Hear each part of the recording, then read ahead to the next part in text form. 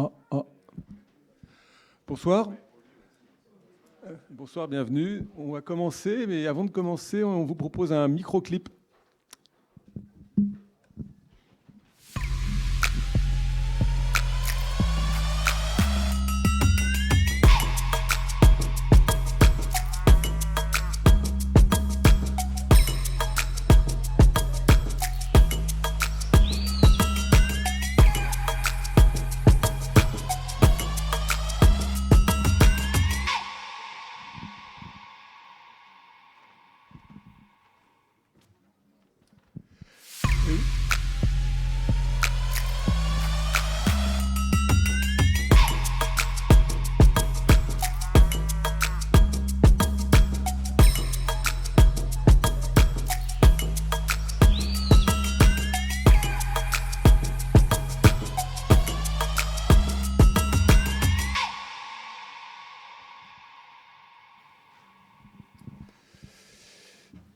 Voilà, donc vous venez de voir un peu le cadre dans lequel se déroule cette conférence ce soir, puisque le Forum Vie-Mobile que je co-dirige et qui est un think tank de la mobilité a commandité au collectif de photographes Tendance Floue un reportage, un travail de long terme en fait, qui s'est déroulé sur 3 ans pour donner à voir la diversité des modes de vie des Français et de leurs déplacements.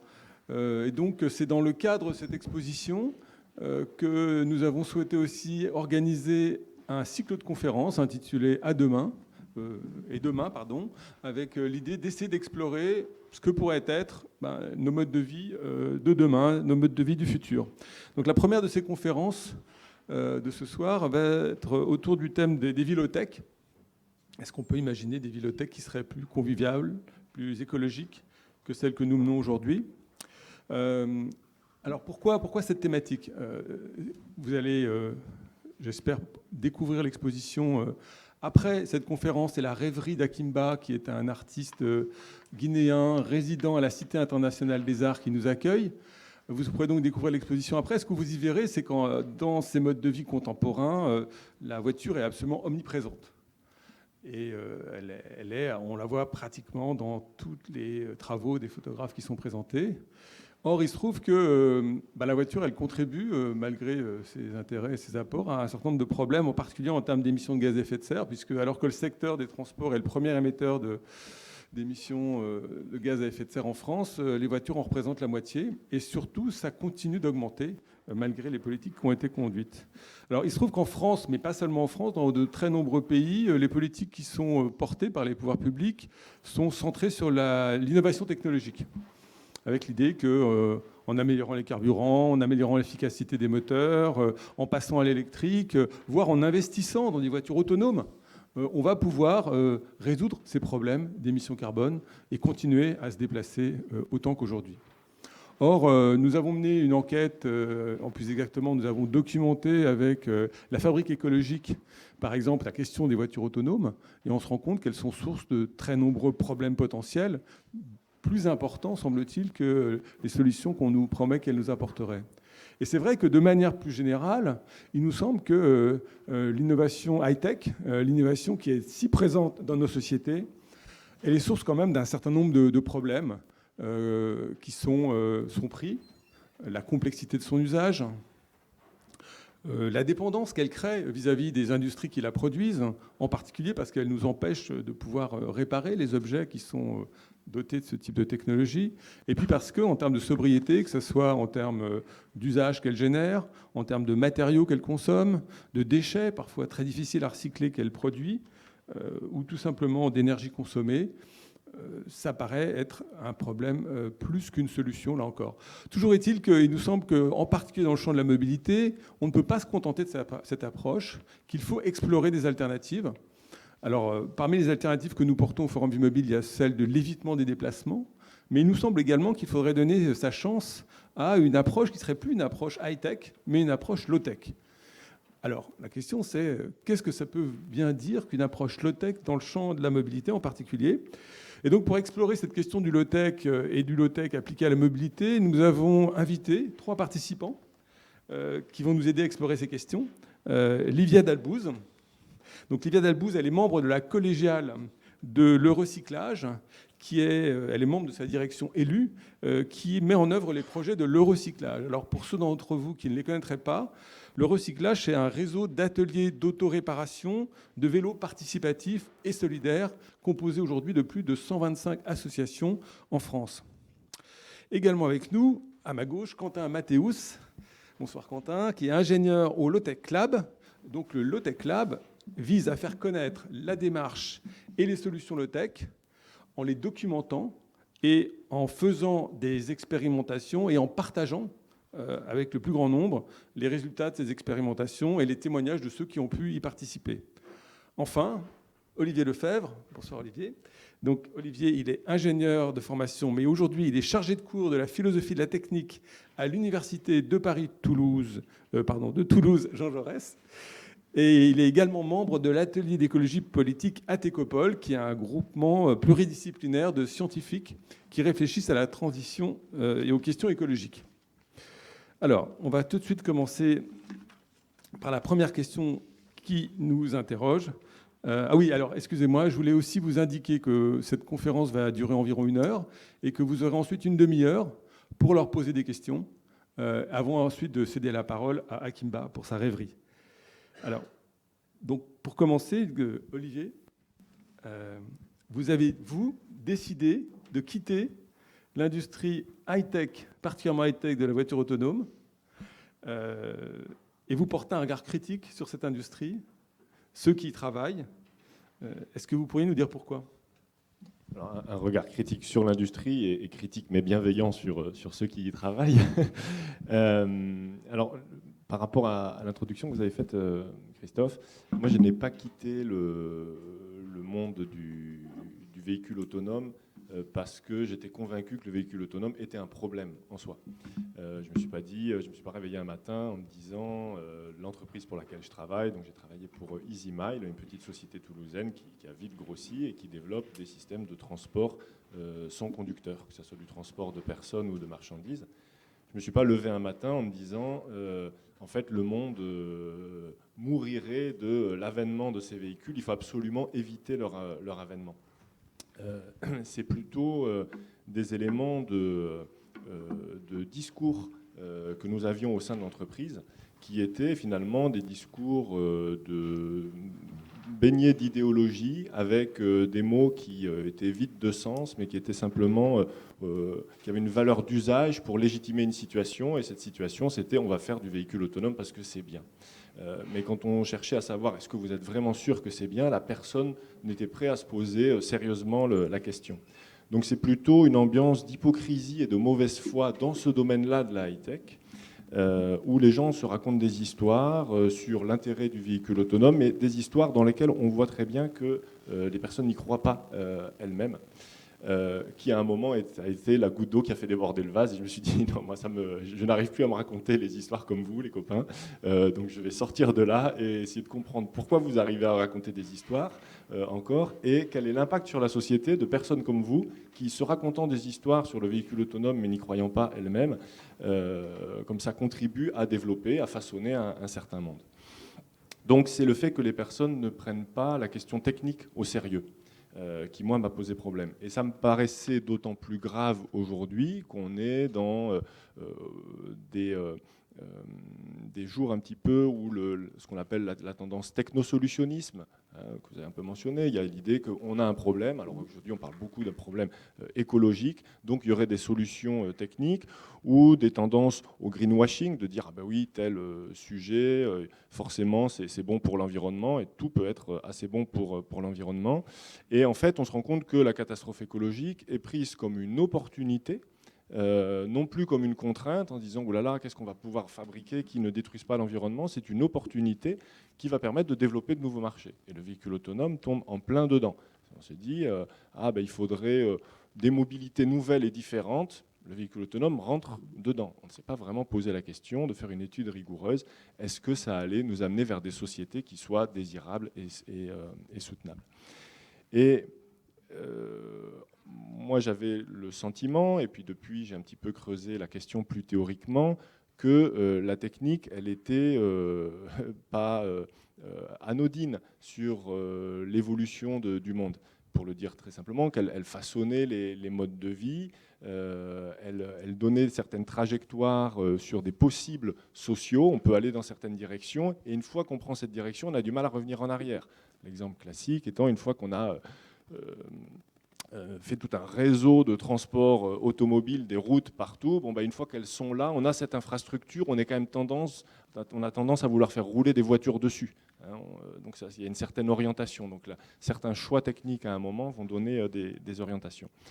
Et le fait de voir mes collègues et tout le système, tout l'écosystème alentour complètement aveugle à ces éléments-là, j'aime bien cette expression-là du philosophe de la technique, Langdon Wiener, il parle de somnambulisme technologique. C'est comme si on ne regardait pas vraiment où on va, en l'occurrence, il va y avoir un marché, on va pouvoir y aller. Donc me poser problème, et me semble socialement, collectivement poser problème, parce qu'une autre façon de le poser simplement, c'est de dire que la technique est politique. Alors pas politique dans le sens où elle va être forcément de gauche ou de droite, quoique, en tous les cas, elle a dans le sens où elle influe sur l'organisation sociale, sur les modes de vie, parfois plus que des décisions politiques. Donc au moins politique dans ce sens-là. Et par rapport à ça, le rôle de l'ingénieur, pour faire un syllogisme très simple, si la technique est politique et que l'ingénieur fait de la technique, alors l'ingénieur fait de la politique. Et moi, mes collègues se réfugient dans une forme de déresponsabilisation. Ils y sont encouragés par la division du travail. Chacun ne fait que sa tâche, ne fait que optimiser son processus. Mais il y a aussi un pacte qui est fait un petit peu en disant je ne vais pas trop faire de remous, pas trop me préoccuper de la finalité effectivement et de comment mon travail va in fine façonner un certain monde. Et en contrepartie, j'aurai une vie bien tranquille d'ingénieur dans le monde aujourd'hui. Donc voilà un petit peu les raisons pour lesquelles j'ai quitté. Okay. Et peut-être plus rapidement, quels sont selon vous les bénéfices qu'il y aurait à changer de paradigme par rapport à cette description que vous venez de faire et d'adopter une approche qui soit justement une approche low-tech? Par rapport à ce que j'ai décrit, ce somnambulisme, le fait de faire un petit peu des arrangements avec la réalité, le paradigme low-tech, pour moi, je dirais que ça commence à partir du moment où on reconnaît ce caractère social et politique de la technique, où on l'identifie dans le monde, soit d'une façon sensible, où on se dit « Ah ouais, oui, on comprend quand même que nos modes de vie et le monde partent dans une certaine direction du fait de la technique, comme une contrainte externe qui guide le monde, et qu'on est sensible à ça. » Et le paradigme low-tech, il a cet aspect-là, selon moi, et il a le deuxième aspect qui est très absent des considérations de la technique, c'est de dire les questions matérielles, la finitude des ressources, la déplétion des ressources, on va faire avec un monde fini. Donc on va faire de la technologie, on sait qu'elle façonne nos sociétés, notre monde, elle nous oriente dans une certaine direction, et on a des ressources finies pour faire ça. Et cette articulation entre social et matériel, donc il va falloir trouver des modes de vie qui font avec cette finitude des ressources, tout en ayant en tête le fait que les systèmes techniques qui seront développés vont être compatibles avec certains types de modes de vie. Donc pensez cette articulation de la technique limitée matériellement et la technique qui façonne le social. Et pour moi, le low-tech démarre à partir de cette idée-là, de se dire, de cette considération-là. Voilà, je dirais ça. Merci. Je vais demander maintenant à Quentin, à Mathéus, de nous dire ce qu'il, pour vous, alors vous qui êtes vraiment baigné complètement dans le low-tech, est-ce que vous pourriez nous dire qu'est-ce que c'est concrètement qu'une démarche low-tech? Oui, carrément. Alors effectivement, on a le mot low-tech jusque sur le suite. Je ne sais pas si c'est ridicule ou pas, mais en tout cas, ce qui est sûr, c'est que le Low-Tech Lab et cet emploi du terme low-tech depuis du coup un petit paquet d'années au sein de l'asso pour laquelle je travaille, je pense qu'il est né typiquement de personnages que vient de décrire Olivier, c'est-à-dire des ingénieurs qui se sont un peu rendus compte de finalement ce côté un peu responsable sans trop le vouloir d'impact qui après nous sont imposés ou constituent des formes de contraintes à grande échelle dont on a difficilement des échappées. Et du coup, on s'est dit qu'on pouvait investir un autre rapport à la technique ou d'autres formes d'innovation. À l'époque, c'était, je pense, vraiment un point de départ technique, quoi. Et donc, on a posé des... Et alors, il y avait les dimensions, évidemment, matérielles, ressources, impact sur l'environnement, social aussi, mais je ne suis pas sûr que c'était très conscient que c'était politique. Voilà, c'est pour nous un peu notre point de départ, disons, là d'où on est parti. Et donc, on a posé assez rapidement un certain nombre de réflexions avec d'autres, et on a participé à des réflexions avec d'autres, et on a posé une définition qui nous allait bien parce qu'elle était suffisamment, comment dire, je dirais large pour être accessible, et puis pour finalement aussi entretenir peut-être un peu, enfin, peut-être c'était pas volontaire, mais en tout cas, beaucoup de gens se projettent facilement dans cette définition. C'est utile, accessible et durable. Donc on parlait vraiment de technique au départ, on parlait de solutions, on allait documenter des choses qui nous paraissaient plus utiles, plus durables, plus accessibles que les solutions qu'on a l'habitude d'utiliser. Et alors après, en fait, peut-être le risque, si on parle simplement d'innovation low-tech, d'objets low-tech et d'utile, durable et d'accessible, c'est qu'on voit bien, donc il faut que ça serve à un besoin essentiel, que ce soit utile, que ça respecte le caractère limité des ressources et de l'énergie pour que ce soit plus durable dans le temps, plus durable d'un point de vue écologique, etc. Et que ce soit accessible au plus grand nombre, ça nous paraissait être cool, c'est peut-être la dimension sociale qu'il y avait à l'époque. Mais voilà, le problème, c'est que on a senti au bout d'un moment le besoin d'ajouter le concept de démarche, et peut-être même il y a beaucoup de gens aujourd'hui qui parlent de philosophie low-tech, parce qu'en fait, n'importe qui peut dire que le véhicule autonome c'est utile, durable, accessible. Enfin, je veux dire, finalement c'est aussi vide que plein, quoi, la définition qu'on en a donnée. Ou en tout cas, si nous on s'est donné du mal pour mettre des concepts derrière, et ben en fait c'est tellement appropriable par tout le monde que ça peut être un peu vidé de son sens. Donc on a un peu essayer de contrer ces risques de greenwashing, en fait, enfin de low-tech washing, du coup, différent du terme. Et voilà, et on s'est dit, bon, bah, effectivement, aller vers des solutions plus utiles, plus durables, plus accessibles, qu'est-ce que ça veut dire au fond? Qu'est-ce que ça implique comme autres concepts, comme autres idées? Il y a eu, je dirais, deux façons de préciser ces termes et de préciser cette définition. La première, ça a été de se poser des questions. Par exemple, l'utilité, c'est finalement remettre en question des besoins. Et ça, je pense que c'est finalement un des élans essentiels de la démarche low-tech aujourd'hui, c'est questionner les besoins. C'est un peu, je vais utiliser une formule peut-être un peu provoque, mais Bush, à une époque, disait le mode de vie américain n'est pas négociable. Et ben, peut-être que le nôtre devrait être négociable, donc on pourrait être amené à le questionner. Quels sont vraiment nos besoins, vers quels besoins on a envie d'aller, et non pas quels besoins artificiels on a envie de suivre sans trop se poser de questions. Ensuite, ça a été le caractère accessible. Ça veut dire comment est-ce qu'on permet vraiment à chacun de s'approprier des solutions et donc de monter en compétence, de monter en autonomie. Et ça, c'est aussi un levier, je pense, politique plus fort que simplement ça coûte pas cher, par exemple, donc c'est accessible. Et voilà. Et après, donc, la dernière étape pour nous, ça a été de mettre un certain nombre de concepts dans une charte qu'on a publiée au sein du Low-Tech Lab, notamment par exemple la subsidiarité. La subsidiarité, c'est dire que, enfin, le principe de subsidiarité, c'est dire que, en gros, une solution va être d'autant meilleure qu'elle va être pensée au plus proche du besoin, ou une réponse à un besoin plutôt, pour ne pas parler de solution.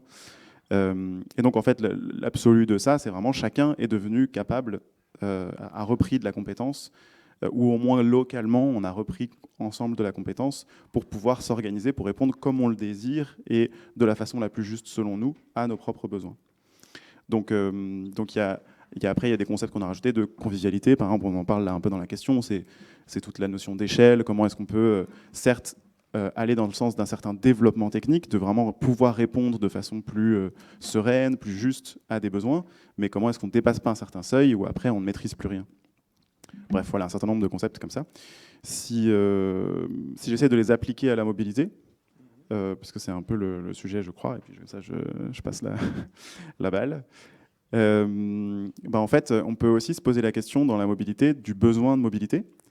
Voilà, aujourd'hui, qu'est-ce qu'on déplace en fait, qu'est-ce qui se déplace pour répondre à quel besoin, mais aussi comment est produit ce qui se déplace, comment est produit l'objet qui sert à se déplacer, qui produit cet objet, qui utilise cet objet. Donc on parlait d'un porte-conteneur autant que d'un camion sur les routes. Enfin, voilà, on peut questionner en tout cas un peu tout ça. Et du coup, la démarche low-tech va nous inviter, ou en tout cas, je pense petit à petit nous amener, à force de questionnement. Pour le coup, ça fait un petit moment au Low-Tech Lab qu'on se pose la question de mobilité low-tech. Repenser non plus justement des espèces d'infrastructures techniques dont on a l'impression qu'elles nous échappent complètement et sur lesquelles on n'a aucune emprise. Voilà, pour s'alimenter aujourd'hui, on peut difficilement faire autrement que de faire appel à des chaînes d'alimentation monstrueuses, ou en tout cas, on en a peut-être l'impression. Après, nous, on défend le fait qu'il y a plein d'alternatives et on essaie de montrer justement qu'il y a plein de façons de faire alternatives et qui peuvent être déjà une réalité. En fait, c'est pas juste une espèce d'imaginaire. Et plus il y en aura, et plus on ira peut-être dans le bon sens. Mais voilà, et donc c'est plutôt que des infrastructures comme ça, toujours plus grandes, toujours plus peut-être concentrées, toujours plus intensives en ressources, en énergie, etc., etc. Comment est-ce qu'on peut en fait relocaliser de la mobilité et du coup, ça veut dire repenser la façon dont on organise l'espace, par exemple. On avait participé à un webinaire sur le sujet organisé par l'ADEME de est-ce qu'une mobilité low-tech est possible en Île-de-France. J'avais trouvé ça assez instructif. La conclusion, c'était presque, si on veut que ce soit possible, il faut qu'on dédensifie l'Île-de-France, en fait. Il faut qu'on aille dans une dynamique inverse de celle vers laquelle on tend, évidemment, du Grand Paris, etc., etc. Et donc, un exemple peut-être très concret, pour bien dire que c'est vraiment pas un sujet seulement technique, et qu'évidemment, on va pouvoir dire que tout le monde va pouvoir se déplacer à vélo, ou je sais pas, être livré en vélo, ou quoi. Oui, mais justement, on voit bien aujourd'hui, peut-être qu'à Paris, de plus en plus de gens peuvent se déplacer et être livrés à vélo. Est-ce que pour autant, entre guillemets, le modèle de société, et c'est un peu ce dont je parlais tout à l'heure, c'est que la low-tech ne veut pas juste être une sorte de nouvelle couche technologique qu'on pourrait choisir plutôt que la high-tech et qui serait mieux qu'avant. Il y a vraiment tout un espèce de changement profond d'organisation et de rapport à la technique qui est impliqué, qui est contenu dans cette démarche-là. Et donc c'est certes peut-être de la micro-mobilité, ou en tout cas de la cyclo-logistique ou des choses comme ça, mais tout un tas de choses qu'on a documentées au Low-Tech Lab, ou des exemples qu'on a trouvés inspirants, c'est en fait des réseaux locaux d'ateliers de réparation, mais aussi d'autoconstruction, d'accompagnement à l'autoconstruction, à la définition de son objet de logistique ou de déplacement, et qui peut être un vélo, mais qui peut être plein d'autres choses, en fait, et qui soit pensé à partir des ressources du territoire, à partir des compétences, à partir etc. Et peut-être qu'un exemple assez emblématique à grande échelle, c'est le mouvement Rikimbili à Cuba, qui consiste en fait à être capable de transformer, à avoir les compétences suffisantes et disponibles et bien diffuses dans la société pour que, en fait, une très grande quantité de personnes à Cuba se déplacent avec non seulement des vélos, mais des vélos à assistance thermique, c'est-à-dire des petits vélos modifiés avec un moteur de pompe à eau, un moteur de tronçonneuse ou quoi, et qui vont tourner avec des carburants qui vont être des carburants, par exemple des huiles végétales ou des déchets agricoles transformés en biogaz et qui vont être utilisés pour ça. Okay. Et vraiment, c'est pas juste l'objet, c'est tout ce réseau-là qui permet finalement à un maximum de gens de se déplacer, de bénéficier de déplacements ou de marchandises livrées comme ça. Merci. On va passer la parole à Olivia Delbous, qui justement, à mon avis, rentre assez bien dans le cadre que vous venez de décrire. Alors Olivia, est-ce que vous pourriez nous dire qu'est-ce qui se passe finalement dans les ateliers de recyclage ? Pourquoi est-ce que les gens y viennent ? Et en quoi est-ce que c'est ou pas une démarche qui a à voir avec une approche low-tech et une approche de la mobilité low-tech ?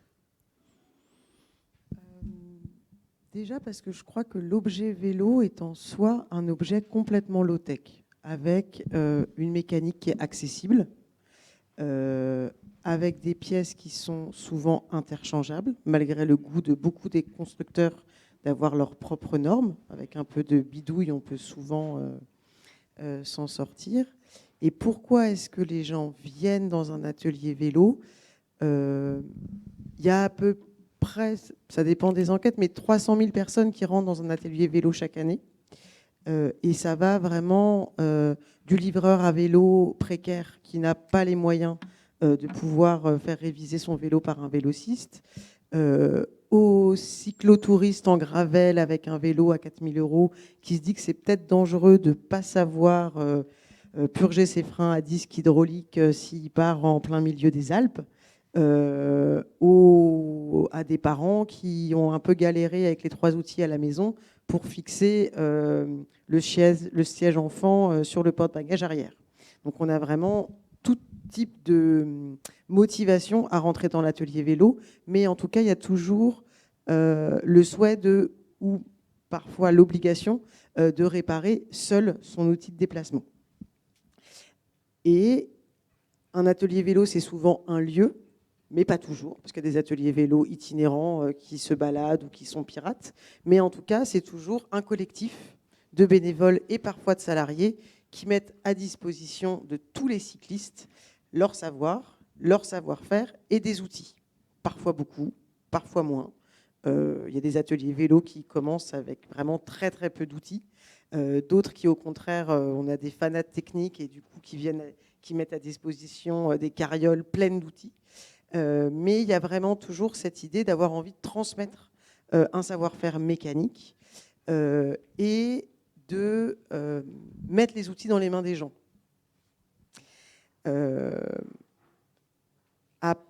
Ça, c'est vraiment le point de départ. Et souvent, l'atelier vélo, ça va aussi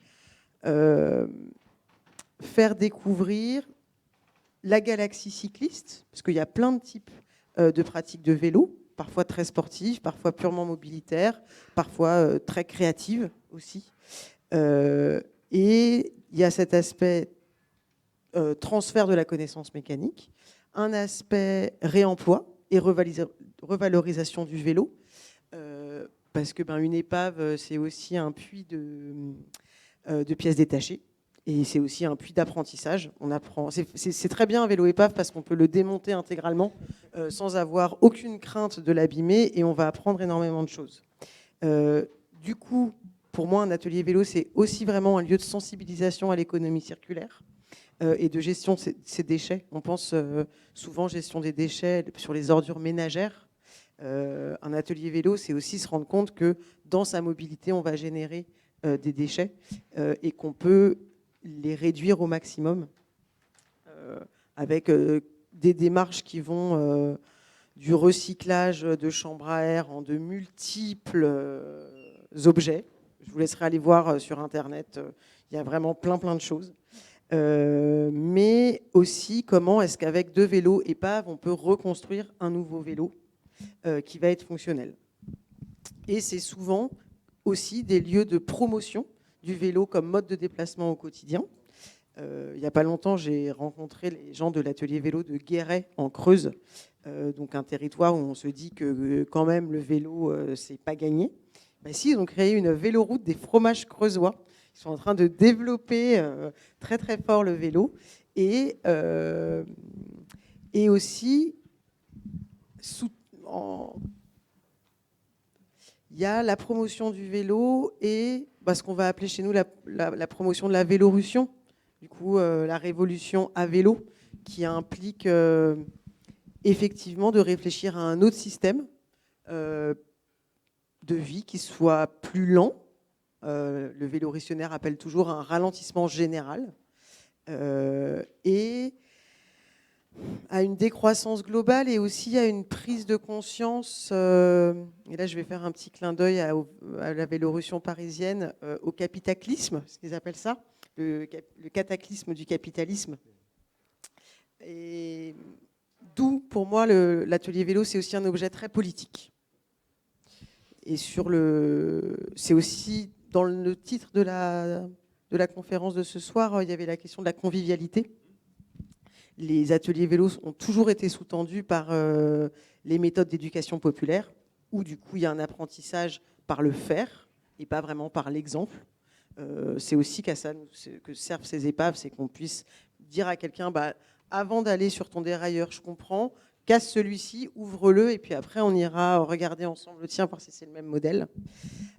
Et d'un souci d'inclusion, il y a plein d'ateliers qui ont des établis qui sont à 60 cm de hauteur pour que les enfants puissent mettre les mains dans les outils.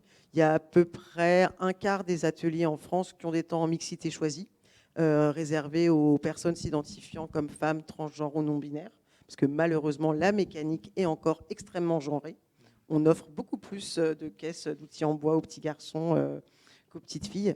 Et permettre aux personnes sexisées de pouvoir prendre confiance en elles, de ne pas se faire prendre les outils des mains et de revenir pleines de savoir et de savoir-faire dans des espaces mixtes, c'est un peu participer à l'anointissement du patriarcat, tout simplement. Ok, merci. Ce que je propose maintenant, c'est qu'on vous a entendu une première fois tous les trois. Maintenant, j'aimerais qu'on rentre dans une partie qui est peut-être encore plus difficile, maintenant qu'on y voit un peu plus clair sur ce que recouvre le LOTEX. C'est au fond, quelles sont les conditions possibles, selon vous, pour que cette approche, qui est à la fois très concrète, mais aussi extrêmement englobante, puisse se déployer et quels sont les freins qui, selon vous aussi, seraient peut-être justement là pour empêcher que ça puisse se faire. Alors, je vais à nouveau vous repasser la parole, Livia, parce que vous, au fond, on peut dire, vous êtes à travers les ateliers de recyclage, on est dans une démarche qui est très bottom-up, très bottom-up. On est, j'ai envie de dire, au ras du terrain, au ras de la vie des gens. Comment est-ce qu'on peut envisager, à partir de cette position-là et du travail qui s'y fait, justement un changement qui serait peut-être plus global? Est-ce que c'est même tout simplement possible? Alors, j'espère. Voilà, c'est ça. Dans les freins, va falloir mettre les pieds dans le plat et parler du vélo électrique. Ça, en tout cas, pour nous, dans le domaine de la mobilité, c'est un vrai frein. Parce que là, actuellement, le niveau de promotion du vélo à moteur me paraît complètement décorrélé d'une analyse du besoin. Il y a un nombre... moi, je ne suis plus vraiment parisienne maintenant. Paris est quand même une toute petite capitale. C'est la plus petite capitale d'Europe. On a 2 collines qui sont quand même pas extrêmement hautes. On n'est pas obligé de prendre la rue de Ménilmontant pour arriver à Télégraphe. On peut aussi tourner. Et pourtant, il y a une promotion globale et totale du vélo électrique qui vient du coup dans une logique d'accélération complète. Un vélo électrique est un objet en soi qui est polluant, où en plus de nombreux constructeurs ne fournissent pas l'outil pour pouvoir démonter la batterie. Du coup, il y a plein d'ateliers vélo qui n'osent pas aller les décortiquer par peur qu'ils prennent feu, parce que ça arrive qu'il y ait quand même des vélos électriques qui prennent feu quand on va les bidouiller. Ça n'arrive pas avec les vélos musculaires, hein, je vous rassure. N'ayez pas peur, vous pouvez le bidouiller sans aucun souci. Et du coup, pour le recyclage, le vélo électrique, ça a une utilité. Quand on voit des parents qui déplacent 3 enfants et des courses, oui, là, il y a une utilité. En milieu rural ou dans les zones montagneuses, c'est une vraie alternative à la voiture. Il y a plein de gens à Clermont-Ferrand ou à Grenoble qui habitent sur les hauteurs et c'est hors de question de pouvoir faire ces déplacements-là en vélo musculaire. Donc, voilà, le vélo électrique, pour nous, c'est une vraie réflexion à avoir en termes de frein, quand même. Et du coup, on va devoir rétro-pédaler un peu. Et nous, on a un autre frein aussi, un autre gros questionnement. En tant qu'acteur du réemploi non lucratif, il y a actuellement un gros changement légal qui est apparu sur les filières REP, à responsabilité élargie du producteur ou du pollueur, ça dépend où on se place, qui sont en train de devenir une espèce de manne financière pour beaucoup de grosses entreprises et qui laissent craindre. Il y a beaucoup d'acteurs du réemploi non lucratif qui craignent énormément de se voir déposséder des gisements qui auraient une valeur économique et qui du coup permet le non lucratif crée de l'emploi s'il n'y a plus que des gisements en très mauvais état et que les grosses entreprises gardent ce gisement-là. Le réemploi, ce qui faisait partie normalement de la loi de l'économie circulaire, va juste servir à nourrir autrement les entreprises qui créent du déchet. Donc là, pour nous, il y a vraiment une alerte sur le dévoiement de la loi sur l'économie circulaire, parce que malheureusement, les commissions d'études des décrets n'ont pas les moyens de pouvoir suivre, et les acteurs économiques ont une puissance de lobby qui nous laisse un peu désarmés. J'ai un collègue à la collégiale qui a eu la chance, qui a décidé de se mettre, de pouvoir négocier une rupture conventionnelle. On a eu la chance de pouvoir suivre avec lui ces lois-là. Il y a plein de réseaux non lucratifs qui n'ont pas la chance d'avoir un de leurs membres qui se disent « Ok, j'y vais, pendant 2 ans, je vais suivre ce qui se passe au niveau législatif ». Où là, il y a vraiment un enjeu et une puissance de lobby qui n'est pas du tout... on n'a pas les mêmes armes, quoi, tout simplement. Et personnellement, je crois beaucoup à la future génération. Sur la question de la mobilité, il y a quand même quelque chose qui est en train de changer beaucoup, avec par exemple des programmes comme le savoir rouler à vélo. Le savoir nager, ça a divisé par 3 le taux de noyade en France il y a 25 ans. J'espère que le savoir rouler à vélo, ça va multiplier par 3 le nombre de cyclistes du quotidien. Et il y a un vrai enjeu pour nous à intégrer à ce programme-là un savoir réparer. Parce qu'un enfant, dès 8 ans, il peut apprendre à réparer son vélo et qu'il y a vraiment une question de réflexe à faire intégrer à aux futures générations. Et toujours sur les plus jeunes, personnellement, je crois énormément au voyage lent. Je pense que voyager à vélo, c'est se découvrir, c'est découvrir la puissance de son corps, et que finalement, dans ces sociétés très technologiques, la puissance du corps et la puissance de ce que peuvent faire nos cuisses, on en est un peu déconnecté. Je rêve d'un monde où chaque enfant, entre son CP et son CM2, fera au moins une classe verte sous forme de voyage lent. Et découvrira la puissance de son corps et aussi le plaisir à découvrir lentement un endroit. Ce qui vient je rebondis sur le besoin de ralentir. Merci. Quentin, Livia vient d'évoquer un rôle négatif que certaines entreprises peuvent avoir dans ces développements de low-tech. Vous avez travaillé avec des entreprises sur des expérimentations low-tech, je crois en particulier avec Decathlon. Alors, est-ce que vous pourriez nous raconter ce que c'était et puis quel bilan vous en tirez aujourd'hui ?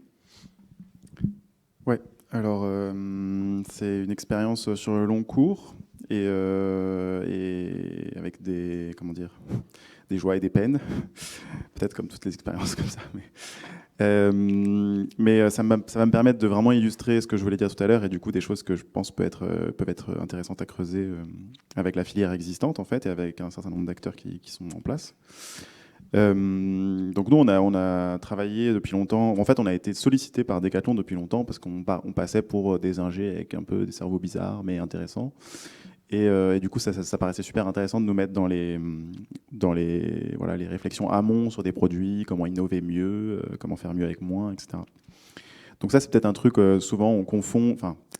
C'est-à-dire, même nous, on a envie de dire la low-tech, c'est mieux avec moins. Ça paraît...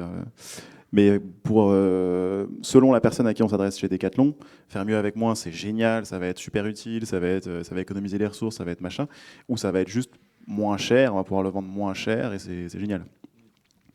Et donc on s'est un peu confronté à ça. Alors, je vais passer rapidement, mais on a notamment contribué, je pense, largement au développement d'un nouveau réchaud chez Decathlon, qui est un réchaud à économie de bois. Donc, ça n'a rien à voir avec la mobilité, je pense. Mais il ne faisait pas des réchauds à économie de bois. Et donc, c'était des réchauds souvent qui étaient à gaz ou à liquide, ou à gaz liquide ou quoi, ou à huile. Et donc, maintenant, il y a un petit réchaud en inox qui est facile à utiliser, qui marche bien et qui peut utiliser du bois qu'on trouve partout. Donc nous c'est une techno qu'on a documentée mais voilà typiquement je veux dire ça n'a vraiment pas changé la face du monde et je pense même que l'usage est un peu détourné. Nous c'était vraiment comment est-ce qu'on peut recuisiner avec du bois, comment est-ce qu'on peut se réapproprier tous ces savoirs là, comment est-ce qu'on peut et là en fait ça va être quelques personnes qui vont peut-être se sentir un peu plus responsables parce que au lieu de consommer du gaz sur un bivouac ils vont utiliser du bois. Mais en soi, le réchaud est fabriqué en Chine, comme tout le reste, enfin pas comme tout le reste probablement, mais comme beaucoup d'autres choses, et les prix sont tirés, et donc il coûte pas si cher que ça pour ce que c'est. Bref, voilà. Donc ça n'a pas été super. Enfin, c'était plutôt une peine de ce côté-là.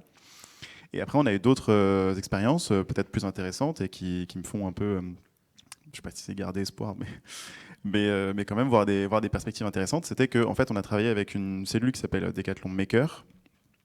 et qui, au départ, a pour objectif de permettre justement sans que ce soit trop péjoratif, mais aux designers de Decathlon qui sont très déconnectés des filières de production et de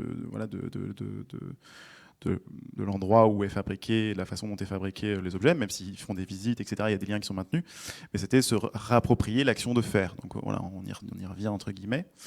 Et je pense que tout le monde, finalement, à un moment, se prend conscience du truc. Et en fait, en poussant un petit peu la réflexion avec eux, on s'est dit, mais si on cherche à aller dans le temps long aussi, alors pareil, au Low-Tech Lab, on promeut vraiment, sortons un peu de cette course folle à tout et quoi que ce soit, et essayons de nous prendre la perspective. Et donc, si on se projette dans le temps long, dans 10, 20, 30 ans, qu'est-ce que nous dit, entre guillemets, que nous disent les chiffres, je ne sais pas comment dire, ou les prospectivistes sur le monde dans lequel on fera du sport? Parce que Decathlon, c'est du sport. A priori, ce sera quand même plus compliqué, il fera plus chaud au moins, ou ce sera peut-être plus une priorité aussi pour plein de gens, enfin bref.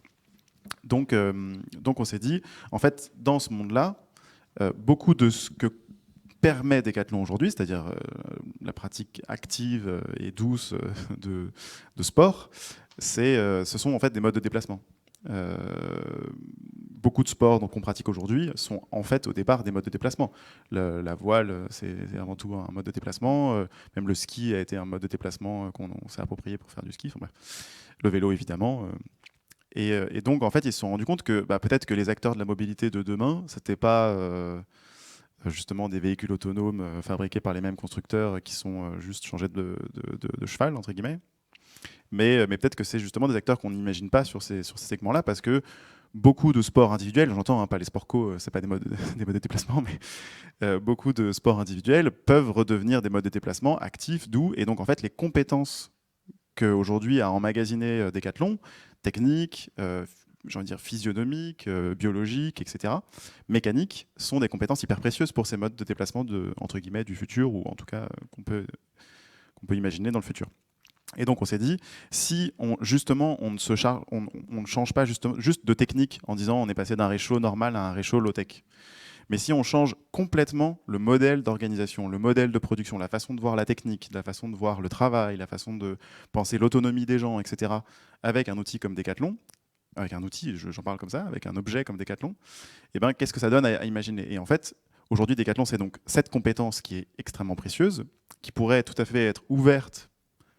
Enfin, je veux dire, faisons l'exercice de pensée, qui pourrait être ouverte et qui pourrait être mise à disposition au sein d'ateliers de comment est-ce que je fabrique mon objet de déplacement actif et doux, comment est-ce que je le pense, je suis accompagné, comment est-ce que je le répare, comment est-ce que, etc. etc. Et en même temps, c'est aussi justement un réseau assez impressionnant, je pense, dans le monde entier d'ateliers qui, d'ores et déjà, servent à réparer des vélos, j'imagine. En tout cas, c'est probablement pas la même philosophie, mais voilà, le fait est que ça devient un petit peu ça. Donc on a poussé l'exercice un petit peu comme ça, et on s'est imaginé vraiment que Decathlon, finalement, plutôt que de voir les alternatives, justement un peu low-tech, de réappropriation des gens d'un certain nombre d'objets de déplacement, pourrait non pas voir ça comme une espèce de menace, quelque part ils n'ont plus besoin de nouveaux vélos, mais comme lui, en tant que structure, Decathlon pourrait avoir un rôle important à jouer, et je ne parle pas d'une stratégie économique ici, mais un rôle important à jouer dans finalement la massification, entre guillemets, alors ça fait toujours un peu peur, mais en tout cas la diffusion à plus grande échelle de ce genre de pratiques. Et ça me permet peut-être juste alors évidemment c'est un exercice de pensée, entre guillemets, est-ce que c'est vraiment bien possible qu'une entreprise comme ça change en fait complètement de modèle économique, change et remette en question énormément de contraintes qui aujourd'hui l'empêchent de faire ça. Et nous, il y a un exemple, on a vu passer il n'y a pas longtemps un exemple qui nous a assez parlé, c'est un distributeur automobile français qui, là, depuis la crise, ne distribue plus de véhicules, donc est bien obligé de se poser des questions. Et alors, je ne dis pas que c'est la révolution, mais en très peu de temps, en quasiment un an, ils se sont transformés alors je l'avais noté parce que je ne retiens jamais, ils ont développé une espèce de... En fait, ils se sont associés à une boîte qui faisait de la récup automobile, enfin, qui reprenait des véhicules. Et ils ont développé un truc qui s'appelle le centre de rénovation de véhicules d'occasion. Et ils se sont servis de beaucoup d'infrastructures et de centres, qui au départ étaient des entrepôts de logistique pour les véhicules neufs. Ils ont complètement transformé leur métier, en fait. C'est devenu, quand on voit un peu comment ils s'y prennent, c'est devenu une énorme salle où partout, il y a 3 ou 4 finalement artisans, mécaniciens, carrossiers, etc., qui remettent en état des véhicules de seconde main et qui les rétrofitent même parfois, mettent des filtres quand il n'y en a pas, enfin, voilà, etc., etc. Donc bon, évidemment, le modèle de gouvernance, le modèle politique, la stratégie de l'entreprise n'a pas forcément changé, donc je ne pense pas qu'on soit dans une espèce de phénix, quoi, mais quand même, je me dis, ça veut bien dire que ne serait-ce que changer de modèle économique, changer finalement de métier, c'est bien possible pour une espèce de structure assez massive, entre guillemets. Et donc ça m'amène juste, pour conclure ça, je pense qu'un gros frein au développement finalement de modes de vie plus low-tech, de modes de production plus low-tech, de modes de consommation plus low-tech, si on parlait de ça, c'est en fait un frein idéologique. C'est-à-dire, c'est un espèce de verrou, peut-être même anthropologique aujourd'hui, on pourrait dire, qui nous empêche de penser qu'on peut vraiment à ce point-là remettre en question des choses et sans trop se casser la gueule, ou en tout cas en le réfléchissant bien, en le faisant peut-être de façon aidée. Enfin voilà, il y a plein de choses à imaginer pour que ça se fasse, encore une fois, dans les bonnes conditions et non pas punitivement ou quoi. Et malheureusement, c'est pas forcément ce qu'on voit se mettre en place. Là, je lisais la dernière étude filière vélo sortie en 2022, enfin en janvier, je crois. Alors, je suis probablement moins un expert que toi, mais et les recommandations, c'est il faut inciter de façon, il faut enlever la TVA. Enfin, en fait, c'est vraiment on va draguer ça par le marché du vélo. Et en fait, on va structurer une filière avec des lobbies aussi importants qu'on a dans d'autres filières pour qu'ils défendent enfin, on retrouve vraiment les mêmes logiques, en fait, et la même, à nouveau, idéologie, j'ai envie de dire. Et on ne se permet pas de remettre en question des choses plus profondes. Le petit dernier truc, c'est que finalement, là, l'exemple du Centre de rénovation de véhicules d'occasion, CRVO, c'est qu'à nouveau, c'est un contexte de crise qui a finalement un peu contraint la personne. Et nous, on parle souvent de la low-tech, c'est quelque chose qui émerge sous contrainte, souvent, que ce soit économique, technique, ressources, etc., etc. Donc on se dit, aujourd'hui, un certain nombre d'infrastructures dont on hérite, et qui sont peut-être plus souhaitables ou qui atteignent leurs limites, ont été décidées dans des contextes de crise. Elles ont été décidées dans des contextes de crise souvent de façon relativement autoritaire. Je pense par exemple au nucléaire. Il y a une crise, il va falloir changer, paf. Mais la grande différence, je pense, et donc peut-être qu'on peut se servir, nous aussi, entre guillemets, de contexte de crise pour opérer des tels revirements de modes de faire et de pratiques et d'usages et aller vers plus de low-tech. Un enjeu, je pense, c'est de le faire de façon démocratique. C'est-à-dire que on a un petit peu parlé quasiment partout, mais reprendre du pouvoir, reprendre de l'autonomie sur ce soit son alimentation, son autonomie alimentaire, son autonomie mobilitaire, on pourrait dire, ou un certain nombre de choses, c'est souvent du coup allouer du temps à avoir une voix au chapitre, en fait, et pouvoir décider qu'à côté de chez moi, il y a plus des pistes cyclables qu'autre chose, ou il y a plus des ateliers de réparation de vélos qui s'installent que des concessionnaires automobiles ou des choses comme ça. Voilà. Vous, Olivier, vous avez aussi réfléchi pas mal sur cette question des freins, des déterminants de la technique, qui aujourd'hui fait qu'on est dans une position si difficile pour en sortir. C'est un petit peu ce que vient d'évoquer Quentin, même s'il nous a aussi montré peut-être des voies pour en sortir. Donc, quelle est votre propre analyse de ces déterminants de la technique qui font que c'est si lourd et néanmoins, est-ce que vous voyez des voies pour changer d'échelle, pour porter des villothèques plus conviviales et écologiques partout?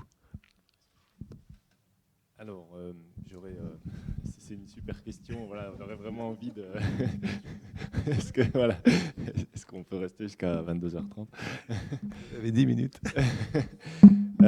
En fait, je voulais vous proposer une petite parabole pour essayer de comprendre qu'est-ce que c'est la technique, vraiment l'essence de la technique. et faire tenir ça en 10 minutes avec les éléments. Et voilà, tu enclenches le chrono, je vais essayer de faire ça. Et en partant de quelque chose que j'ai ressenti moi en tant qu'ingénieur. C'est quoi un ingénieur? C'est quelqu'un qui développe de la technique, de la nouvelle technique. Et en discutant avec mes collègues, on avait des ressentis similaires. Et puis en lisant, on trouve des choses un peu qui ressemblent à ça dans certains auteurs de la philosophie de la technique. Je pense à Gilbert Simondon, qui est assez apprécié des ingénieurs. Et la question, alors celle-là je ne vais pas y répondre, mais je vous la laisse si vous voulez y réfléchir ce soir, c'est est-ce que l'innovation technologique, le développement technologique, est-ce que c'est une invention ou est-ce que c'est une découverte? Et a priori, on se dit souvent c'est une invention, les gens ils inventent des choses qui n'existent pas, mais il se trouve que une fois que, voilà, pour avoir fait moi-même un peu de la technique, d'essayer de dire comment est-ce que ça pourrait marcher, en fait on a quand même plutôt l'impression d'être dans la découverte, d'être dans l'exploration de quelque chose qui existe. Alors ça n'existe pas avant qu'on l'ait fait, mais ça existe dans la potentialité. On ne peut pas tout faire techniquement. Il n'y a que ce qui est faisable selon les lois de la physique qui peut être fait techniquement. Et l'image un peu qu'on se donne, c'est comme un bateau qui explore un trait de côte. Et vous savez, comme dans les jeux vidéo, où dès qu'on avance d'une case, qu'on voit une zone autour, on voit ce qui est possible de faire à partir de la nouvelle zone qu'on vient d'explorer, qui est une zone où on a trouvé un truc techniquement qui est faisable, là. Et puis bon, s'il y a un marché, alors on va continuer. S'il n'y a pas de marché, on ne va pas continuer. Mais le reste est noir. Hein, et au fur et à mesure qu'on explore ça. Et l'innovation technologique, elle fonctionne un petit peu comme ça, comme une phase d'exploration. Alors par exemple, à un moment, on suit un trait de côte, on part vers un endroit, il y a un bateau qui part par là, ça va être une entreprise, ça va être un groupe de recherche dans un laboratoire. S'il commence à trouver tout le monde, il va siffler, il y a toute la flottille qui va rappliquer, et on va partir le long de ce trait de côte, avec toute une armada de bateaux. Et ce trait de côte, c'est, Simondon emploie le terme de tendance technique, mais passons, c'est l'idée quand même qu'on va suivre une certaine voie parce que là, on a trouvé quelque chose. Et si on suit ce trait de côte, c'est qu'on n'en suit pas un autre. Potentiellement, on pourrait suivre d'autres directions. Et si on continue un peu cette parabole du bateau, là, qu'est-ce qui cherche ce bateau? Qu'est-ce que c'est déjà ce bateau? Ce bateau, on pourrait dire, c'est notre société, dans sa dimension recherche technologique. Qu'est-ce qu'elle recherche? Elle recherche certainement pas à satisfaire des besoins. Elle recherche des marchés. Aujourd'hui, l'innovation technologique, elle est guidée par qu'est-ce qui pourrait se vendre. Les questions qu'on se pose, c'est pas qu'est-ce qui serait utile aux gens, c'est qu'est-ce qu'on pourrait bien faire, inventer, développer, que des gens seraient prêts à acheter. Donc ce qui guide ça, ce que recherche le bateau, c'est ça. Là, et comme je reprends le truc du jeu vidéo, là, à un moment, pouf, on trouve un trésor dans la carte. Ah, c'est bon, on a trouvé un truc qui fonctionne, qu'on arrive à fabriquer et tout, et que des gens vont être prêts à acheter si on leur dit que c'est utile, etc. Alors, on va me dire, oui, mais la médecine, etc. Bon, prenons ça, effectivement, hein, on ne fait pas que des choses qui peuvent se vendre, on fait des choses aussi qui sont utiles, qui répondent à des besoins, etc. Mais prenons ça comme les exceptions qui confirment la règle.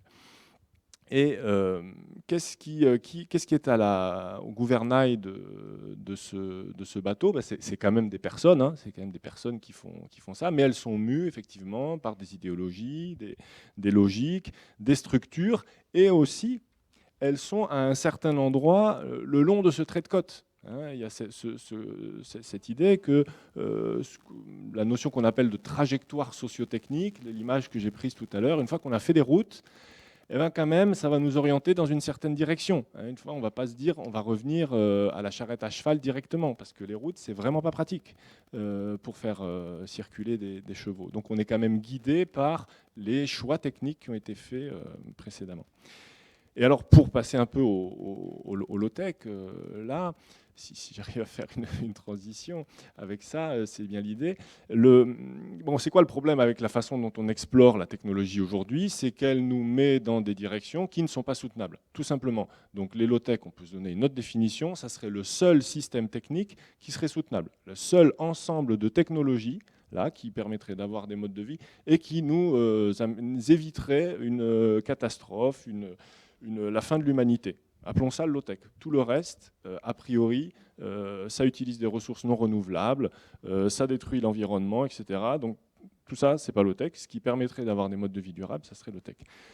Comment faire bifurquer le mode d'exploration vers les low-tech? Déjà, il y a l'idée on va se rajouter les limites, parce que là, le bateau, il explorait, c'est comme s'il avait un carburant infini, quoi. Il ne comptait pas son énergie. Donc là, le fait de rajouter des limites, ça va guider un peu la manière d'explorer les choses. Donc peut-être il va falloir aller explorer d'autres traits de côte. Mais j'insiste sur cet aspect que le low-tech, c'est pas trouver un système technique, là c'est bon, on a trouvé quelque chose de viable, et puis pouf, on imagine que l'humanité, elle va durer longtemps comme ça. On peut tout à fait imaginer que ce soit une recherche continue, une innovation continue, mais avec des critères complètement différents. Mais entre là où on est et une recherche, une innovation en mode low-tech, il y a une espèce de phase d'atterrissage. On ne va pas comme ça basculer de l'un à l'autre, donc il y a besoin de quelque chose. Alors pourquoi c'est si difficile d'atterrir ? Je le poserai comme ça un peu brutalement et peut-être pour susciter le débat, tout simplement parce que les low-tech ne sont pas compatibles avec le capitalisme. Et donc à partir de là, on peut imaginer des low-tech, on va en mettre au sein de Decathlon, etc. Et tout. Non, ça ne va pas marcher. Alors, cette affirmation-là, je ne sais pas si j'ai le temps de l'étayer un tout petit peu, ou je la laisse un tout petit peu, d'accord. Alors pourquoi est-ce que les low-tech ne sont pas compatibles avec le capitalisme et voilà, je suis vraiment prêt à en discuter. Alors bon, ce serait quoi le capitalisme ? Déjà, c'est quand même donc c'est ce qui pilote là le bateau. Qu'est-ce qu'il cherche ? Il cherche à trouver des marchés. Le capitalisme, c'est quand même un système où l'innovation technologique, elle est basée sur le fait que quelqu'un va mettre 1 euro à un endroit, ou disons 1 million d'euros à un endroit, en espérant plus tard en récupérer 2. Il y a quand même cette idée-là il va falloir avoir un retour sur investissement. Il y a cette nécessité de croissance dans le capitalisme. Si on investit en espérant avoir un retour sur investissement, donc il y a cette nécessité de croissance. Un excellent relais de croissance, c'est l'innovation technologique, c'est le consumérisme. Pourquoi est-ce qu'on innove aujourd'hui ? C'est parce que s'il n'y a pas d'iPhone 14, le capitalisme s'écroule. Il va bien falloir renouveler les objets pour que les gens continuent d'acheter. Ça, c'est le capitalisme. Donc, si on reste dans ces logiques-là, le low-tech n'a aucune chance. Parce qu'on est basé sur, donc d'un côté, le consumérisme, de l'autre, le productivisme. On va chercher à faire toujours plus efficace. Or, ça a vraiment été dit, le low-tech, c'est l'idée de la technologie, l'outil convivial d'Ivan Illich, vraiment le précurseur de l'idée des low-tech, c'est on va se fixer des seuils, dont tu disais, Quentin, des seuils d'efficacité. Complètement l'inverse de ce que l'on fait actuellement, de la manière dont on pense l'innovation technologique. Plus c'est efficace, mieux c'est. Ben non, là il y a l'idée qu'il ne va pas falloir chercher forcément le maximum d'efficacité. Et donc pas rechercher le productivisme à tout prix. Au moins ces éléments-là déjà montrent que ce n'est pas compatible. Je pourrais en ajouter d'autres sur un peu les imaginaires du capitalisme, mais j'en resterai là. Par contre, donc c'est pas compatible. Mais par contre, ça me semble être un excellent moyen d'en sortir du capitalisme. Donc d'en sortir dans le sens que le capitalisme, il est aussi basé sur cette idée d'essayer de se délivrer des nécessités matérielles de l'existence. Je reprends ce terme à un livre récent d'Aurélien Berland, de la Techopole aussi à Toulouse, qui s'appelle Terre et liberté, qui insiste sur cette idée que la notion de liberté qu'on a depuis la modernité, c'est que la bonne chose, en fait, la bonne vie humaine, c'est non pas de faire, c'est de faire faire. De faire faire aux esclaves, aux autres, et éventuellement aux machines. Il y a cet imaginaire-là. L'idée low-tech, on l'a vu là, c'est de dire non, en fait, peut-être que la liberté, c'est pas ça. On va accepter de faire soi-même, pas de faire tout. Il ne s'agit pas de faire son propre vélo, de faire sa propre nourriture, etc. Mais de s'organiser pour faire ensemble et donc de viser une autre forme d'autonomie, pas une autarcie, pas je fais tout moi-même, mais autonomie comme l'autre, le contraire de l'hétéronomie. L'hétéronomie, c'est je repose sur un système qui va faire pour moi et c'est fait je ne sais pas où, de façon invisibilisée. Et moins je le vois, mieux je me porte, plus je m'en libère. C'est renverser ce paradigme-là. Donc dans ce sens-là, le low-tech, par cette réappropriation, peut beaucoup aider. Et juste pour conclure sur... on n'a pas employé le terme do it yourself, mais il était beaucoup donc le faire soi-même. La grosse différence, ça a été dit avec le low-tech, c'est la dimension politique du low-tech, où on se dit, non, en fait, le but, c'est pas juste de faire soi-même, c'est aussi peut-être de faire pour lutter contre un système qui nous dépossède de la possibilité de faire soi-même. Il ne s'agit pas de faire quelque chose à côté, dans son coin, qui serait à côté du capitalisme, et comme un club, là, où de temps en temps, on y va le mercredi et on va réparer des objets fabriqués par le capitalisme. Non, il s'agit d'aller un petit peu plus loin, parce que le capitalisme empêche l'avènement du low-tech. Et dans ce sens-là, par rapport à réparer son aspirateur acheté sur Amazon, les savoirs et les savoir-faire et les objets à se réapproprier, c'est les savoirs de subsistance. C'est vraiment ce qui permet de manger, d'habiter et de se déplacer. Et c'est insister sur des low-tech pour ces besoins-là, ces besoins de subsistance, a de suite une dimension beaucoup plus politique que le fait de réparer son aspirateur, ou même que faire un four à bois solaire pour ses activités de loisirs, qui s'inscrit complètement dans une société de loisirs où on a une distinction entre le travail et les loisirs. Pour finir là-dessus, il y a une très belle initiative dont on pourra parler éventuellement en France, qui existe depuis plusieurs années, qui s'appelle l'Atelier Paysan, qui vise... alors, ils se défendent a priori de faire du low-tech, sauf que quand on cherche low-tech en France, il y a 2 éléments, c'est le Low-Tech Lab et l'Atelier Paysan comme référence. Eux, ce qu'ils visent, c'est l'autonomie paysanne. Donc, que les paysans puissent être maîtres de la façon dont ils vont cultiver la terre et que ça ne soit pas dicté par le système de l'agro-industrie, que ce soit les semences ou les machines. Et donc cette initiative-là sur l'alimentation, essayer de se réapproprier, l'idée c'est pas de tous devenir forcément paysans, bien que leur plan ce soit quand même qu'on passe à plusieurs millions de paysans en France, sachant qu'il y en a 400 000 actuellement et 800 000 ingénieurs, donc peut-être que ce serait inverser les proportions. Et on pourrait imaginer des initiatives similaires à celles de l'atelier paysan sur ces autres besoins de subsistance, par exemple la mobilité. Je ne sais pas, moi j'aimerais bien avoir une forme une AMAP du vélo, quoi. Je ne sais pas comment ça s'appellerait, quoi, association pour le maintien du vélo vivant, ou donc comme un atelier vélo, et en plus dedans il y ait la production du vélo. Et voilà, un peu pour donner des idées. Merci. Ce que je propose maintenant, c'est qu'on passe la parole à la salle. Donc, on a une petite vingtaine de minutes de questions, de réactions, voilà.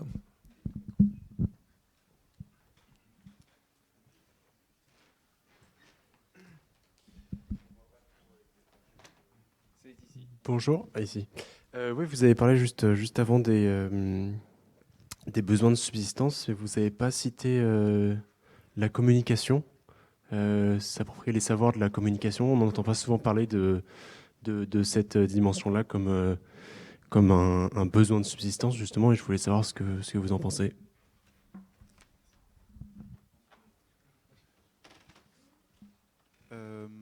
Allô. Micro, si c'est bon, merci. En fait, il y en a plein, hein. Enfin, on pourrait en lister plein. Là, je pense que c'était un peu les principaux. Mais effectivement, on peut se poser la question, et c'est à ça qu'invite, je pense, en plus la démarche low-tech, à se poser cette question de quels sont nos vrais besoins et qu'est-ce qu'on a envie voilà, qu'est-ce qui nous est cher en fait. Et je pense que même on peut parler de subsistance et de besoins matériels, d'outils, etc., de production de choses. Et on peut très vite aller sur d'autres besoins. Et en fait, ce qui est intéressant, je pense, et je rejoins pas mal Olivier sur ce qu'il disait sur la fin, sur ce potentiel que contient la low-tech à se réapproprier un certain nombre de choses. En fait, on ne peut remettre en question un système si on en dépend. Et à partir du moment où on en dépend un petit peu moins, on a beaucoup plus de marge de manœuvre, voire par exemple, on s'est approprié son temps. Et à partir du moment où on est moins justement pressé comme un citron par tout un tas de trucs, on a plus d'espace et de temps disponible pour beaucoup d'autres besoins que les besoins matériels. Je pense aux besoins affectifs, aux besoins sociaux, aux besoins... Et donc après, pour répondre un peu genre bête et méchant sur la communication, il y a tout entre guillemets, un champ, ou en tout cas un panel d'acteurs qui s'intéressent à comment est-ce qu'on peut... Ça va balayer très très large, hein, mais comment est-ce qu'on peut, ne serait-ce que se poser la question de quelle est l'information la plus essentielle à pouvoir communiquer et à quelle échelle. Donc là, il y a des gens qui réfléchissent à comment est-ce qu'à l'échelle des communes, par exemple, on peut avoir encore des systèmes qui sont justement pas dépendants je dis n'importe quoi, du métaverse pour discuter avec son maire ou ses pompiers ou je sais pas qui. Donc c'est marrant, enfin c'est marrant, je veux dire c'est intéressant. Il y a des projets de se réapproprier la CB par exemple, et comment est-ce qu'on peut maintenir des canaux, etc. Essentiels. Et après, il va y avoir plus dans le sens de se réapproprier, j'ai envie de dire, démocratiquement et politiquement, d'un point de vue gouvernance, les outils qu'on utilise de communication. Et ben là, je pense qu'il y a des gens pertinents dans la salle, mais pour les avoir croisés, mais je vais plutôt indiquer tout un tas d'initiatives qui consistent à coopérativiser un certain nombre de choses. Donc, de la même façon qu'il y a Railcoop qui rouvre des lignes de train en créant une coopérative d'intérêt plus général que d'autres entités privées pour développer des lignes qui sont des vrais besoins pour les usagers et qui n'ont pas forcément de modèle économique entre guillemets aussi rentable que d'autres. Et ben, il va y avoir des gens qui font ça sur un abonnement téléphonique, sur ses outils logiciels, sur même ses équipements. Et on était, nous, prêts à aller justement enquêter là, sur une asso qui fait exactement la même chose qu'un atelier vélo, mais sur du numérique, sur de l'informatique, sur des outils qu'on dirait les technologies de la communication et de l'information aujourd'hui. Voilà, c'est plus pour répondre.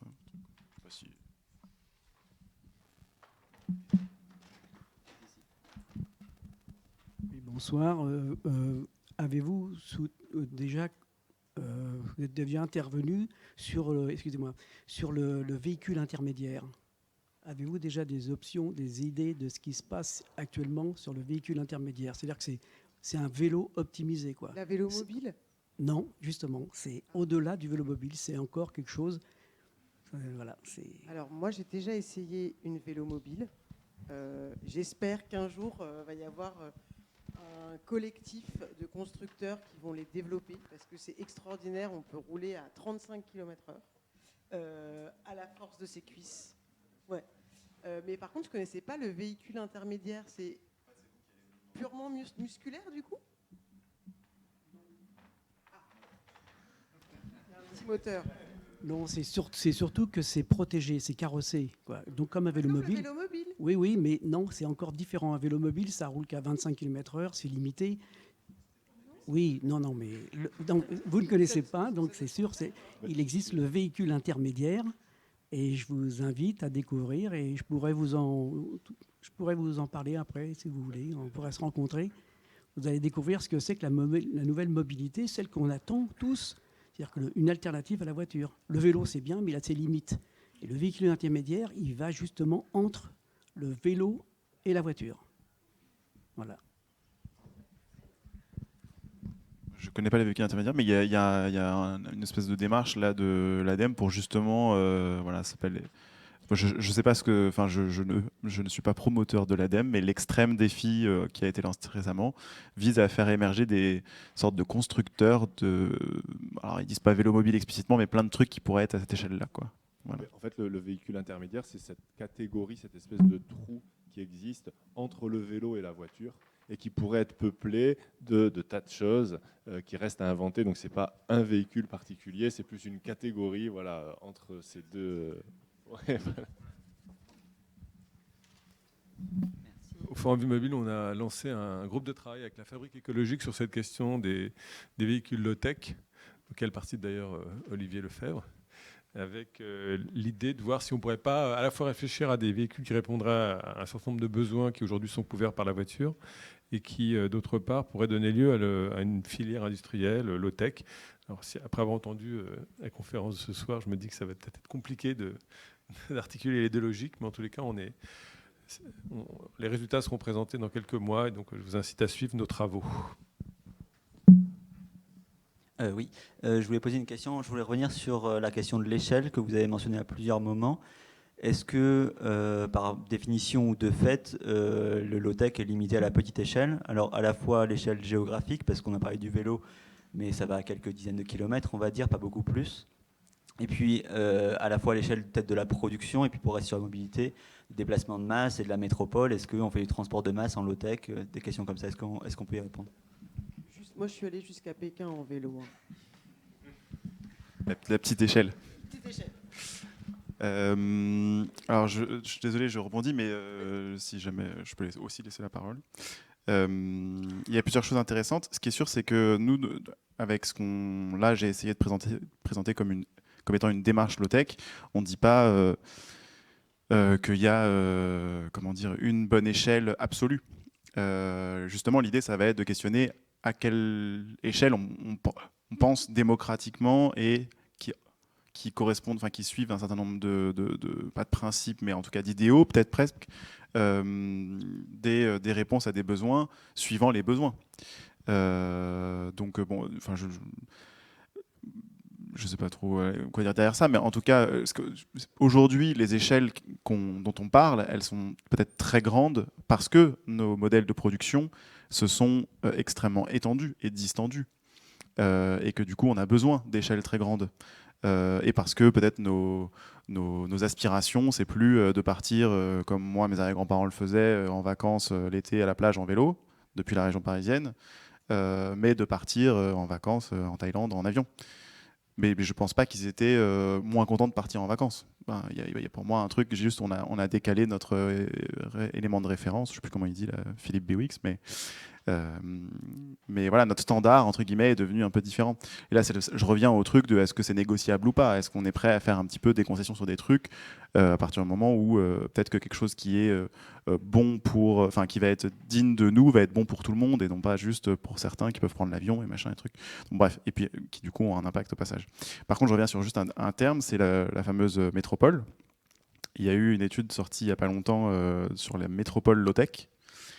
Et donc nous, on a suivi ça d'un peu loin, mais quand même, on a suivi ça d'un œil intéressé. On était curieux de voir ce qui allait sortir d'une telle question.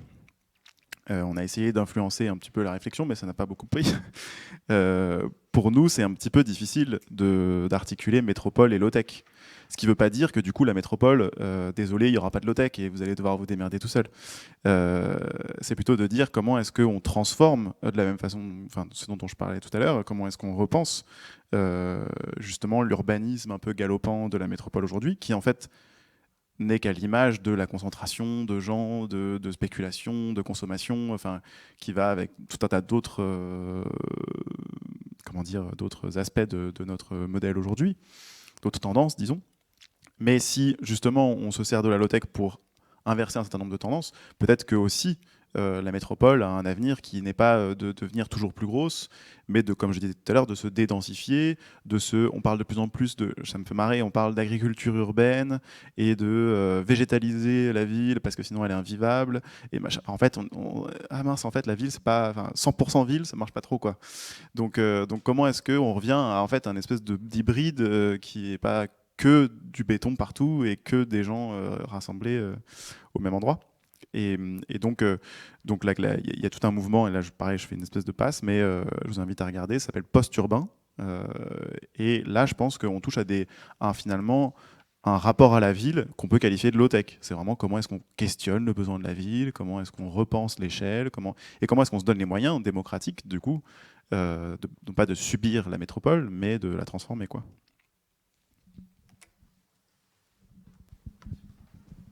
Bonsoir, merci pour la présentation. Je me demandais dans quelle mesure on peut créer une industrie low-tech, dans le sens où j'ai l'impression que c'est beaucoup lié autour de la réutilisation, de la réparation, mais comment on peut faire un vélo low-tech à partir de... Parce qu'on a toujours besoin d'extraire des matières, d'acier, etc. Merci.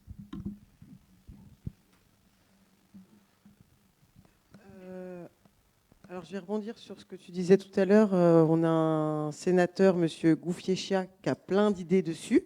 Je vous invite à aller lire le communiqué de presse de le recyclage sur la question. Moi, personnellement, je pense que l'industrie du vélo est déjà suffisamment développée en France. Et avec tous les gisements de vélos épaves, on a de quoi reconstruire énormément de vélos. Parce que cadrer un vélo à partir de tubes préexistants, c'est pas extrêmement complexe et c'est une technicité en termes de soudage qui est facilement accessible. Et en plus, on peut produire des vélos en autre chose qu'en acier. Certes, le vélo en bambou, c'est un peu lourd mais ça existe et ça tient très longtemps. Il y a la question du boîtier de pédalier, mais du coup là on rentre vraiment dans des points très techniques. Et encore une fois, moi pour aller régulièrement en déchetterie récupérer des vélos, il y a énormément de choses à désosser et qu'on peut réutiliser derrière. Et je ne suis pas sûre qu'on ait intérêt aujourd'hui. Enfin, l'industrie est liée au capitalisme. Et du coup, c'est peut-être plutôt comment est-ce qu'on crée des petites manufactures qui pourront nous aider à imaginer des objets de mobilité, plus qu'une industrie. Dans ma réponse, je veux bien prolonger la question parce que quelque part, c'était la partie facile de la question que vous avez donnée. Vous avez dit, est-ce qu'on peut faire des industries pour les mobilités, mais c'était sous-entendu quand même le vélo. Alors c'est vrai qu'il y a vraiment cette question, déjà, est-ce que le low-tech et l'industrie, c'est compatible? L'industrie, c'est quoi? C'est le dual de l'artisanat. Donc c'est l'idée de se dire, on va s'organiser, diviser le travail, se spécialiser, et utiliser des machines. L'industrie, ce n'est pas forcément le machinisme, mais quand même, on ne s'interdit pas du tout de mettre des machines. Alors, bon, pour certaines personnes, dès qu'on met le doigt là-dedans, on sort du low-tech. Il se trouve qu'il y a certaines pièces, il y a certains éléments qu'on ne peut pas faire de façon artisanale. Il y a des choses que seules des machines peuvent faire.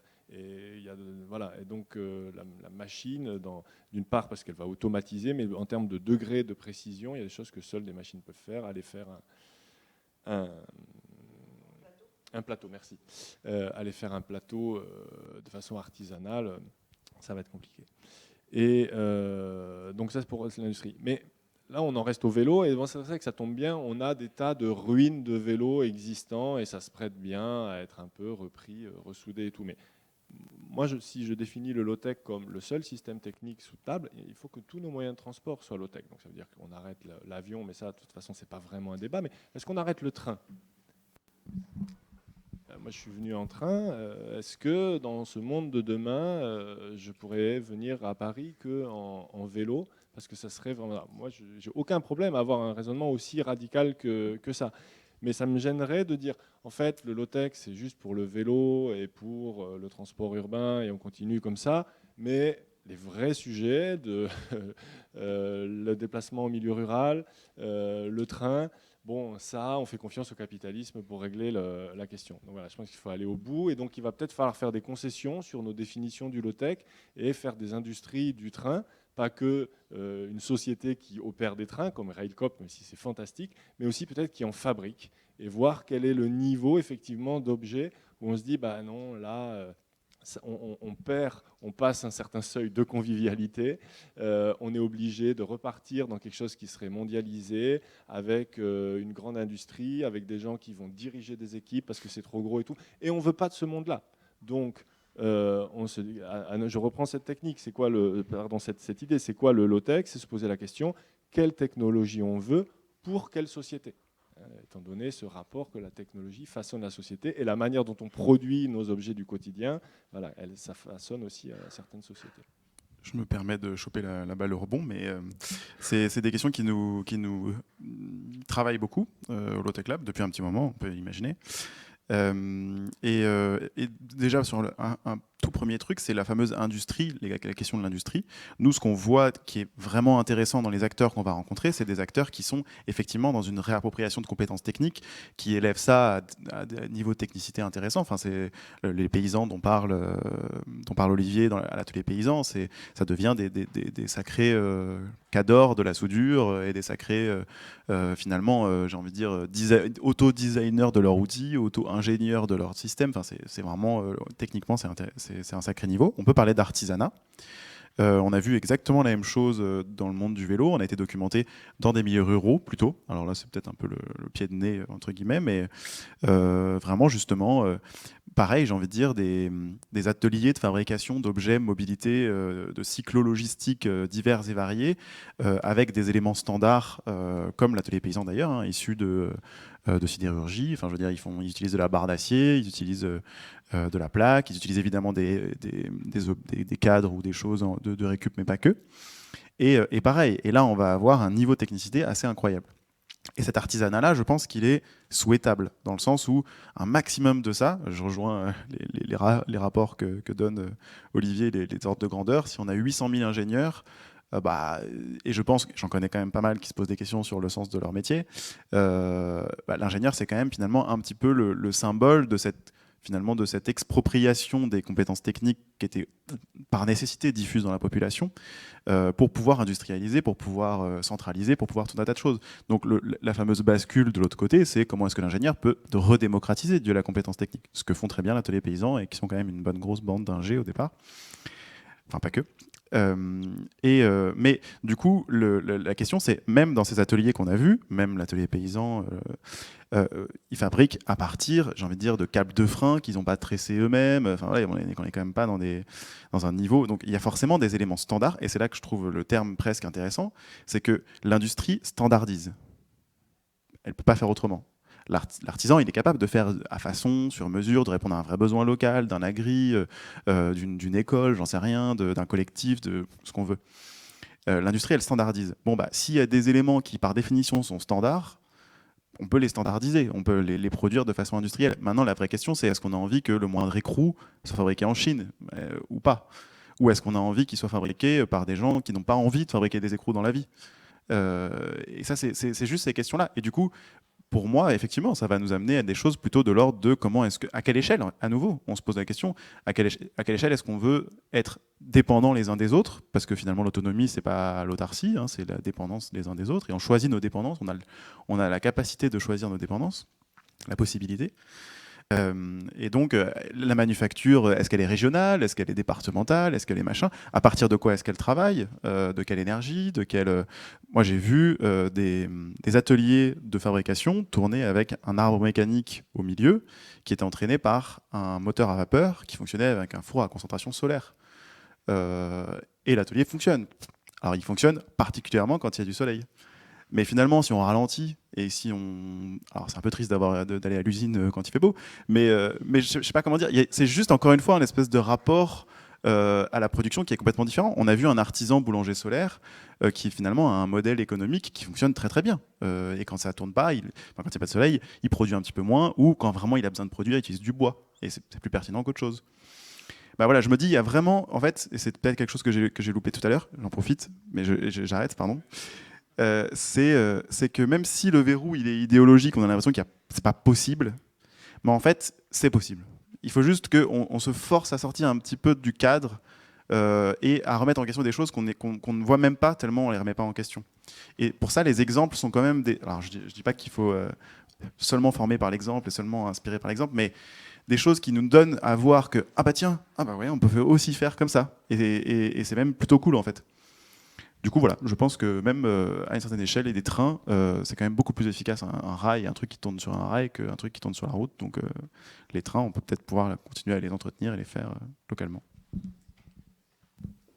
Je vous propose qu'on arrête là, parce que malheureusement, le temps est écoulé. Et c'est passionnant et on aurait pu continuer longtemps. Personnellement, j'aurais bien aimé que ça continue, mais je pense que c'est plus raisonnable de s'arrêter. Pardon ? Oui, mais peut-être 2 secondes. Oui. Donc, on va effectivement. Donc c'était la première conférence du cycle que j'introduisais tout à l'heure sur Et demain. Sachez qu'il y aura 2 autres conférences qui vont se tenir. Donc, le 7 avril, ici. Donc, le titre, c'est Juste et démocratique, la société écologique. Et ça sera avec Cécile Duflot et Dominique Méda. Et le 5 mai, le thème sera le vélo, super-héros, point d'interrogation. Voilà. Donc, je voudrais remercier nos intervenants pour la qualité de leur présentation. Je crois qu'on peut dire qu'ils ont contribué à nous éclairer sur cette question.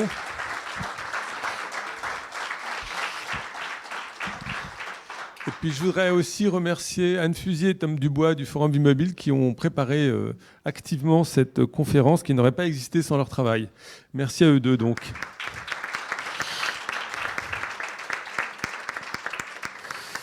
Alors maintenant, j'invite... Oui, merci. Donc maintenant, je voudrais...